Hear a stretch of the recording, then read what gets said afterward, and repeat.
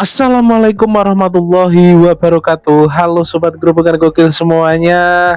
Tentu masih sehat ya untuk hari ini ya. Nah sobat semua, gerombolan ijazah palsu ini benar-benar panik sekali ya. Ketika terkuak ya, terbongkar bahwasanya salah satu pengacara itu malah menjadi tersangka, menjadi tersangka dalam kasus pemalsuan. Lah kini juga pengacara penggugat ijazah palsu ini juga siap cabut semua gugatan terhadap Jokowi dengan syarat Pak Jokowi itu perlihatkan ijazah asli dan sah. Tunggu di pengadilan Pak, ngapain sekarang? Pak Jokowi ini kan sudah ancang-ancang mau melaporkan. Ada 4 loh Pak, mungkin salah satunya Anda. Nah terus ada lagi ini, bapak-bapak yang suka adili Jokowi teriak-teriak nggak jelas itu, gantung Jokowi dan lain sebagainya. Tiba-tiba minta damai. Kok sekarang bicaranya agak soft atau lembut? Biar tahu saja ya, pengacara Pak Jokowi untuk kumpulkan data dan bukti sangat mudah. Cukup dari medsos, di situ sudah terang benderang ya. Jejak digital kelompokmu. Ada kabar akan ada tim mediasi untuk memediasi Pak Jokowi dengan kelompok ijazah palsu, sekaligus ingin bertabayun.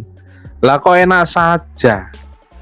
Anda sudah teriak-teriak memfitnah Pak Jokowi, sekarang minta damai, minta tabayun, minta mediasi, teriak-teriak memfitnah, bahkan sok-sokan pakai pakar, Roy Suryo, Rismon, Tifa, apa itu? Gitu loh ya. Dan ini loh ya. Ini ketika Roy Suryo, kepakaran Roy Suryo ini sangat mudah sekali dipatahkan, bahkan oleh warga biasa. Nah, tanpa berlama-lama lagi, berikut adalah video lengkapnya. Sebenarnya kita ingin sederhana kok, yaitu Jokowi tunjukkan saja aslinya, nggak usah pakai pengadilan katanya. Case close, nggak ada pengadilan juga, nggak perlu tunjukkan ke publik karena kita sedang menyampaikan aspirasi publik. Udah nggak perlu, kita juga nggak apa-apa, tunjukkan saja ke publik. Ini loh ijazah asli saya, nggak bener yang beredar fotokopian itu, atau ijazahnya sama dengan yang beredar. Silahkanlah kemukakan. Orang-orang ini saya pikir tidak perlu lagi ada persidangan selanjutnya. Ketika tuduhan mereka tidak terbukti, saya minta orang-orang ini harus segera dijeblosin ke penjara. Karena memang orang-orang ini malas hidup merdeka, bosan bebas. Sekali-sekali mereka itu ditegasin. Sekali-sekali mereka itu didisiplinkan agar tahu adab, agar tahu moral, agar hidupnya itu tidak semata-mata untuk menghasut dan memprovokasi rakyat Indonesia.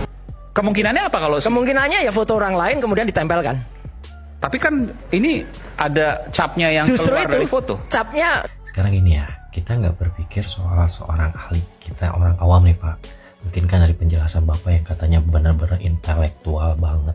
Begini Pak, Bapak punya ijazah, saya punya ijazah. Bapak pernah cap gak? Ngecap kertas. Dicap, sebelum cap itu kan ada kotak yang dimana kotaknya itu tuh ada air, maksudnya yang kayak buat pewarnanya itu ditempel. Kira-kira bakal sesempurna apa cap itu nempel sama itu? Bisa jadi, dan kebetulan di bagian bajunya ataupun apa sedikitnya itu gak masuk gitu. Logika Bapak gak usah pinter itu mah ya, susah juga Pak. Gila banget, tahun 85 ataupun di tahun berapa di saat ditempel seperti itu, saya pun masih bingung Bapak itu palsunya di mana gitu loh, dari capnya dan lain sebagainya. Susah Pak. Sebenarnya intelektual apa enggak sih? Bingung saya mah. Saya mau pengen memperlancar nyanyi lagu kebangsaan aja deh kalau gitu, supaya nanti nggak salah, takut malu. Makasih, ini hanya pendapat dan opini ke. Assalamualaikum.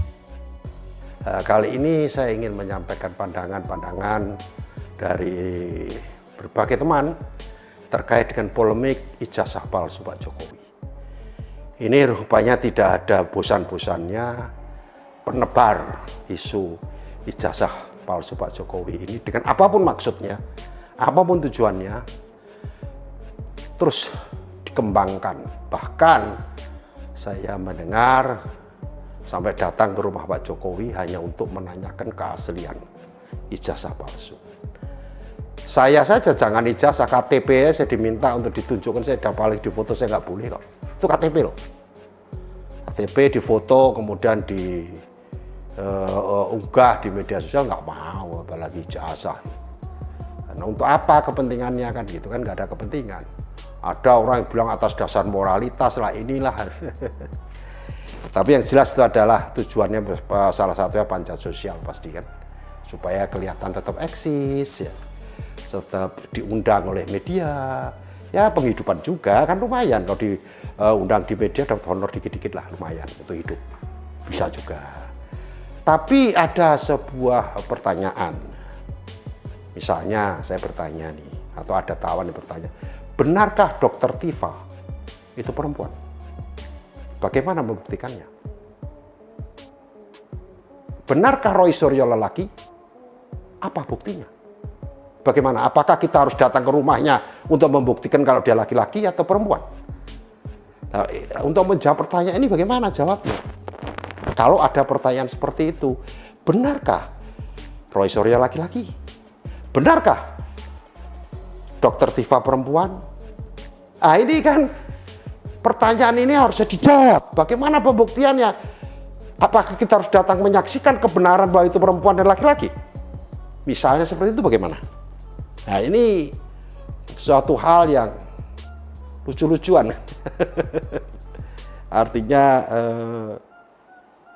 polemik ijazah palsu Pak Jokowi ini sebenarnya menurut saya sesuatu yang tidak punya nilai dan bikin gaduh, kemudian dimanfaatkan untuk kepentingan-kepentingan yang tidak produktif. Di tengah-tengah kita bagaimana meningkatkan kehidupan dan penghidupan diri, nyinyir sana, nyinyir sini, mempersoalkan ijazah orang. Ini gimana? Dijawab apapun nggak ngerti, harus dibuktikan langsung. Loh, nuduh itu harus membuktikan, kan begitu. Datang ke UGM ditolak, lah iyalah siapa lu? Kan gitu kira-kira ya. Ditolak ya wajar lah, universitas juga nggak mau sembarangan nunjukkan ini, nunjukkan itu, kira-kira begitu. Itu kan aturan ya, ketentuan, etika dan sebagainya. Sehingga polemik ini tujuannya sebenarnya hanya untuk ya apa ya, kesenangan pribadi daripada para penuduh, para penyinyir aja.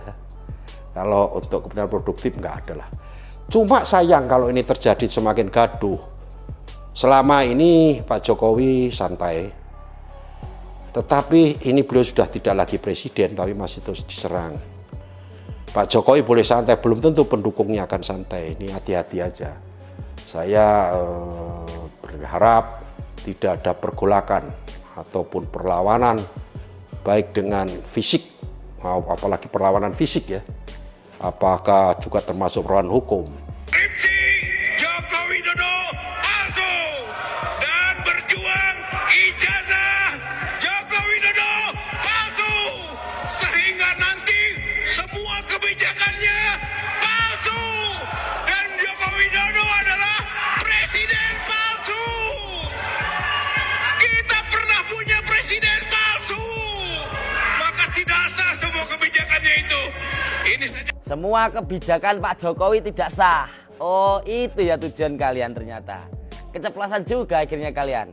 Dan ini salah satu kebijakan Pak Jokowi, hilirisasi, yang bisa menciptakan ekosistem industri yang lebih kuat, meningkatkan nilai tambah dan mendorong pertumbuhan ekonomi nasional. Kebijakan sebagus ini kalian gak setuju.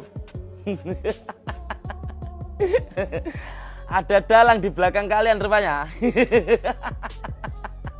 Dan kontrak Indonesia dengan luar negeri itu bisa batal.